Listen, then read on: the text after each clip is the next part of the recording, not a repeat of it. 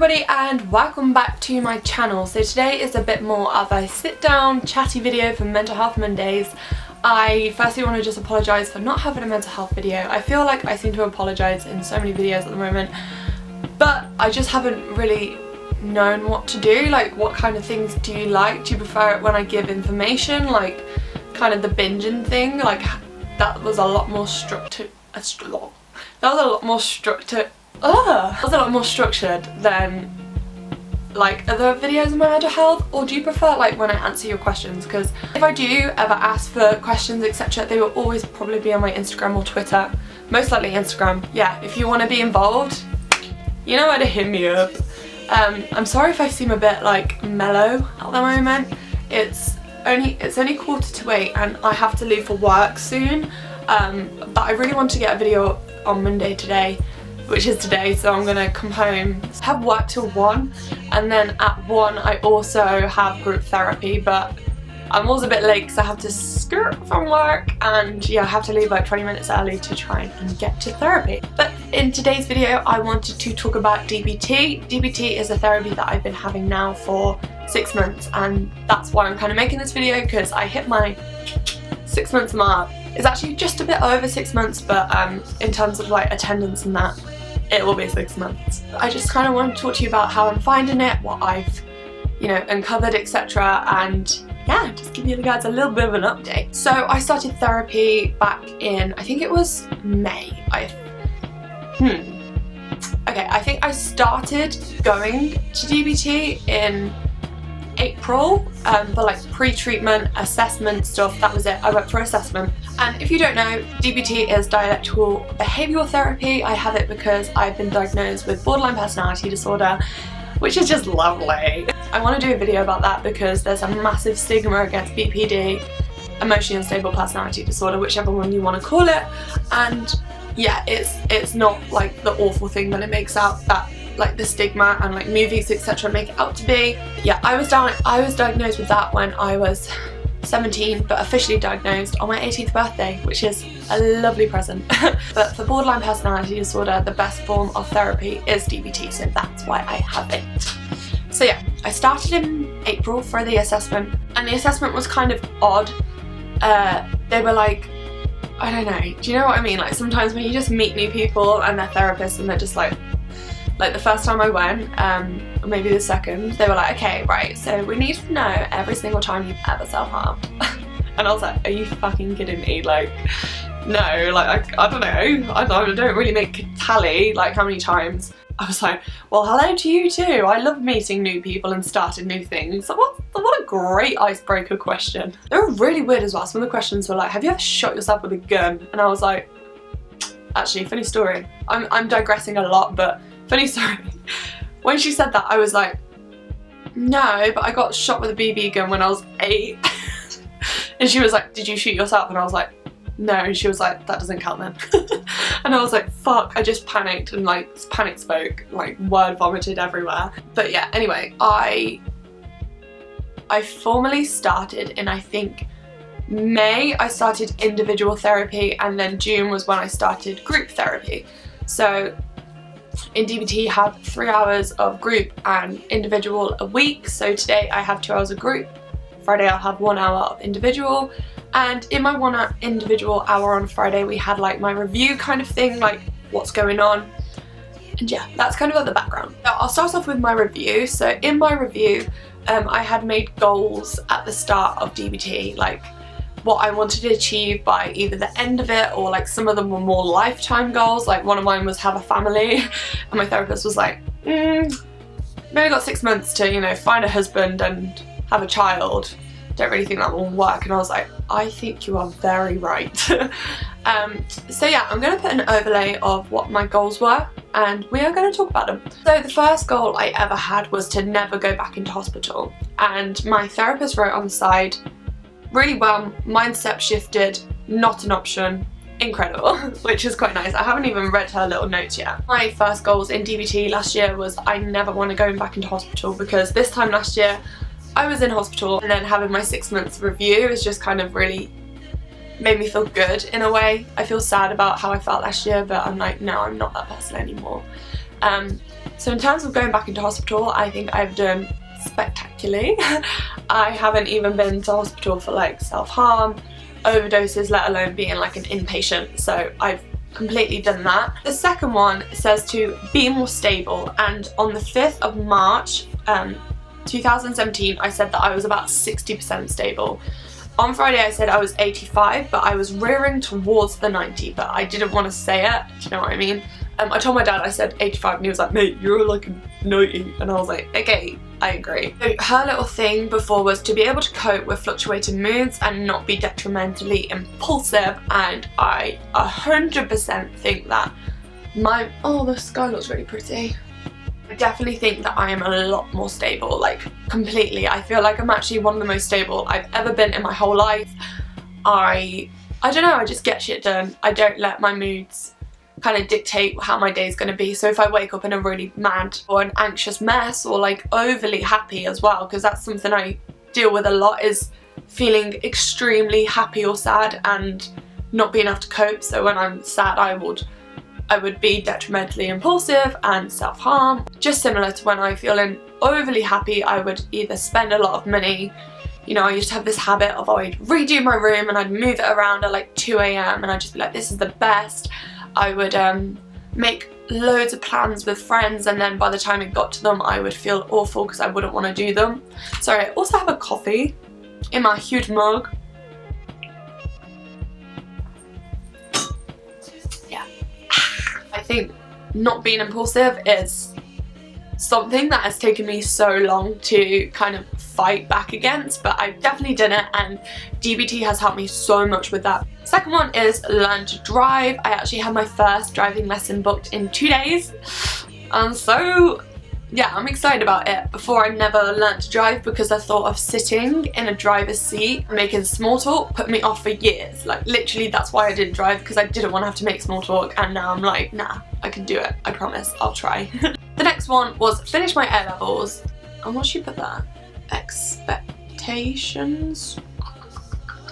I think she means like not set really high expectations on myself, but I am due to start my A-levels soon. I'm going to be going back into education, but from home, and yeah, I'm just pumped about that. But the expectations in brackets I think means like I really struggle with being a perfectionist, and that's why I would stress myself out to the point of being hospitalised. I ain't doing that anymore. We're letting that go. Get a degree in psychology. Didn't really think this was going to happen in 1 year, but you know, I can dream big. This is just kind of like a lifetime goal. I really want to get a degree in psychology. The next one is stay in work for longer than 6 months without leave. And then she's put, I think I've got a different picture.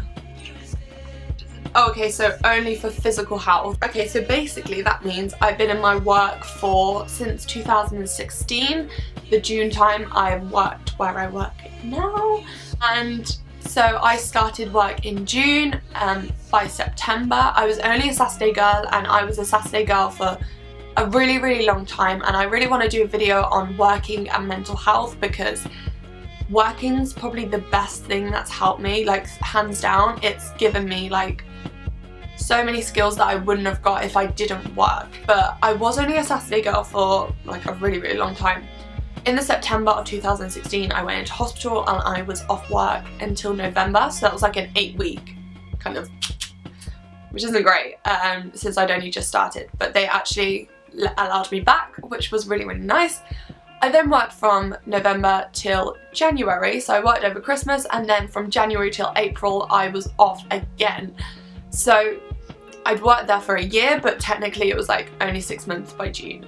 But my work were like absolutely incredible. Like I literally, if you're gonna work for anyone, Tesco, who I work for, have been like better than I could ever ask for. I remember when I was discharged in March, so the end of March, I was discharged, and my dad had been kind of calling my manager, letting him know what's going on. I actually have a really funny story about my manager and when I was psychotic, so I might, you know, make a video on that, because it was, I mean, it's funny now, it was fucking embarrassing, and we've never actually discussed it, like me and my manager, but it was quite funny. It's a bit embarrassing. Anyway, yeah, so I was supposed to be starting work on the Saturday after I was discharged, and I think I was discharged on Thursday. And I was like, oh my god, I don't want to go back. Like, it would really stress me out and I had major anxiety over it.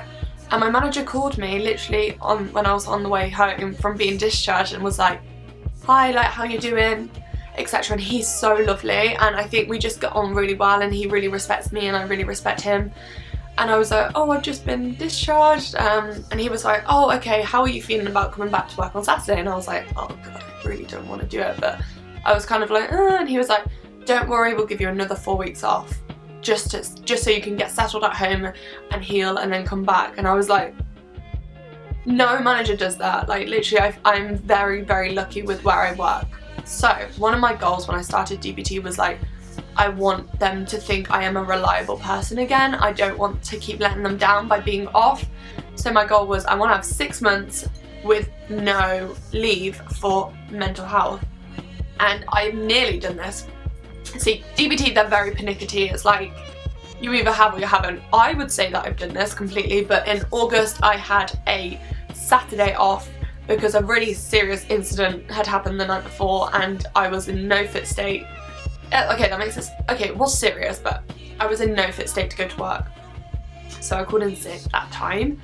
But in saying that, I have gone from only working Saturdays to like taking up a lot more work. I've managed to get a different job within my work, so now I work at Tesco Mobile, so I'm no longer putting out all the tampons, I'm not putting out the towels, I'm like, bigger things. No, I actually miss putting out all the deodorant and that. I really miss it because it's like, I used to like putting out the deodorant and like smelling which one's nice and all the candles. I'll be like, okay, you can go there. Okay, yeah. Tesco Mobile, it's a lot more responsibility. I have to like sell insurance, so I'm kind of like more on the selling basis, which is skills that I would never have had before. And I would never have gone for this job if I hadn't been in a better place. So I think I've done very well with that. Next one is I want to have a family. Definitely a long-term goal. I don't even think I'm anywhere near that. No boyfriend, no kids. But I have a dog. You know, quarter of the way there. And then the next one is not self-harm for more than 100 days. She had wrote before, stop self-harming. And then this week she'd put, mind has definitely shifted, on track, I'll do it. So that's what I must have said, been like, I'll do it, Adriani.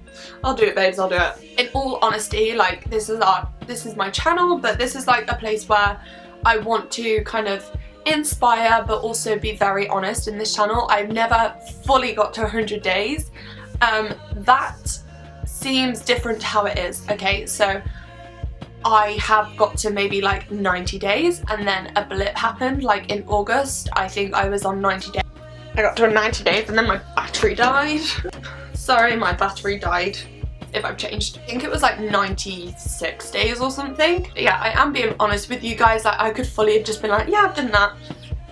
I haven't, and still struggle, you know? I still get really bad thoughts. I still get really, really bad emotions that are way too hard for me to handle sometimes, but I'm so much more, I don't know, I'm working on it. It's a work in progress. And I think from going to self-harm like every single day for multiple times a day to self-harming like 4 times in 6 months, for me, that's okay. That I'm doing better. So yeah, I've never actually got to 100 days self-harm clean, but I will, don't you worry, I will. And by the time I've been out of hospital a year, I should be at 100 days, so that's great. Stop being so black and white. Ha, ha, ha. She's put better, still to be worked on. Yeah, my thinking is very black and white, and that's quite a common trait in BPD. It's something that I really, really, really struggle with. Things are either very good or very bad. I'm either very good or very bad in my mindset, so I could be completely different, but my mind is like, no, it's bad. But I am trying to like focus on it more. I'm trying to like rationalize myself because, I don't know, it's just something that I really struggle with. Like, people don't think that black and white thinking is that bad, but I seriously struggle with it all the time. And yeah, it's something that, like she said, we still need to work on, which is cool with me. Next one is get a job that I love and can help people. So I really want to be either like a counsellor or a psychologist. I want to work with young teens or teens in general, younger adults. and help them on mental health. And to be honest, right, she was talking about this, and I've told her about YouTube, but she don't know that much. Like, do you know what I mean? Like, older people, they don't really get it. They're like, oh yeah, okay. But this for me is like doing what I love. I love talking to you guys. I feel like we have such a family at the moment, and like I want you guys to like get to know each other. Like, we need to be all there for each other, because it is hard for me to sometimes reply to Instagram messages because I get quite a lot, and that's not me being like, but the things that I get aren't just a passing, oh my god, thank you so much. Like, I can't just reply that. Like, I try and think about what I'm going to reply, because a lot of you are struggling, but it's literally my favourite thing to do to help you guys. And when I get messages about someone who's like done something, I have a gem on my elbow. That was weird. I don't even know where that's from. I get messages that I've helped you guys or that you've achieved something, like, I'm so proud. Like, I just want to give a little shout out to a girl called Jess, who I've been speaking to for ages, and she was one of the first people that really supported me, and she's doing incredibly well. So Jess, I will leave her little @ here. I'm super duper proud of you. Like, I'm so proud of you, and you know, you're just doing great. So everyone can say well done to Jess. She's just been doing super great at the moment, and I'm seriously proud of her. So they were kind of my goals that I'd set 6 months ago, and when I read them, my therapist and I were like, they're pretty sad. Do you know what I mean? Okay, so if I've been asked to write like a number of goals, none of them were anything very adventurous, or like, there was a few like, I want to get a job I love, but at the same time, like, doesn't everyone? I don't know, I just read them and I was like, fucking hell, everything is mental health related. And I think that just shows where I was in that point of time, was like, literally everything in my life was mental health related. I was either in hospital, or I'd be talking to my mum and they'd be asking about mental health. I feel like that's like one of the biggest shifts, is that I no longer, like, my mental illness isn't me at all. Like, I would say 6 months ago, mental illness kind of consumed about 60% of my life, maybe more, probably like 80. Everything was mental health related. I had appointments, doctor's appointments, taking medication, going to therapy, like looking after myself. It was all mental health. And now I'd say it's like 30%, because yes, I still day to day have to look after myself, and I know what I have to do to keep myself well. Like, I have to take my medication, I have to make sure I sleep and eat properly. I have to make sure that I give myself time and space alone, but I also go out, because otherwise I get ill. I also know that I can't put myself into too much stress, and I have to go to work to keep my sanity, kind of thing. That's kind of like a thing that I do on autopilot now. Like, I get up every day, have breakfast, have a shower every single day, which for some people is like, yeah, woo fucking who to you, well done. But for me, that was like something that I didn't do for a really long time. So yeah, I would say that the biggest thing for me is like, you guys, and like YouTube probably is the most mental health thing besides from therapy that I have a week, and this is like a really positive mental health thing for me. So that's good. What time is it, by the way? I don't want to be late to work. Yeah, if you have any more questions, be sure to comment them down below. And yeah, I am proud of myself. So I thought I'd just, you know, make this video, give a bit of an update on DBT, etc. But I'm doing good. And now I'm going to be off to work, because I've literally got like 10 minutes to get there, and I'm still in my pajamas. How sexy! Sexy! So yeah, if you do have any more questions, please comment down below what you would want me to do mental health on. I'm thinking of doing one on work next week, and I'm also wanting to do a bit of a series with my family, but don't know if they want to do it. So I might have to like find a way to. But on that note, I am gonna love you and leave you. I hope you enjoyed today's video. I hope you're doing well. And if you're not, don't worry, because we'll get through this. Also, quick note, I bought a lot of stuff for the giveaway, and I've kind of decided that one of them is going to be like more of a self-care thing. I don't know how you feel about that, but if you want to be entered in the giveaway, make sure you're subscribed, and I will give more updates on it soon. So yeah, see ya, bye! That's kind of like a thing that I do on autopilot now. Like, I get up every day, have breakfast, have a shower every single day, which for some people is like, yeah, woo fucking who to you, well done. But for me, that was like something that I didn't do for a really long time.